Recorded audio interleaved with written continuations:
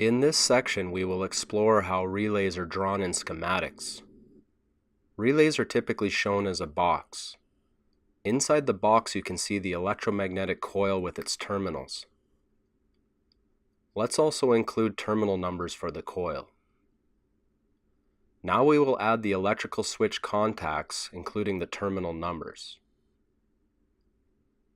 In this example, we will also add a clamping diode wired in parallel with the coil winding. This dotted line tells us that the coil will cause the switch to close when it is energized. Now let's take a look at how the relay may be used in a complete electrical circuit. First, we will need a connector supplying battery source voltage to terminal 86 of the coil.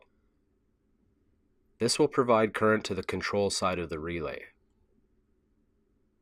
In order for a circuit to have control over when the relay turns on or off, we will require another conductor leaving terminal 85 towards an on-off switch, which terminates at a ground source. Let's now add another battery source to terminal 30 of the relay. This will provide current to our high current side of the relay. Finally, we will add another conductor leaving terminal 87 towards a light bulb that will act as our circuit load. This conductor will also terminate at a ground source.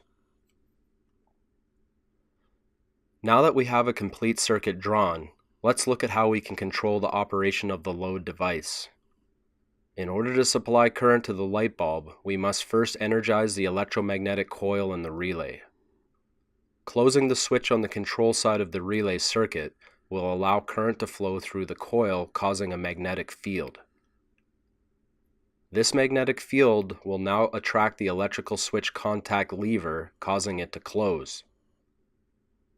When the switch contacts close, current will now flow through the high current portion of the relay, causing the light bulb to illuminate.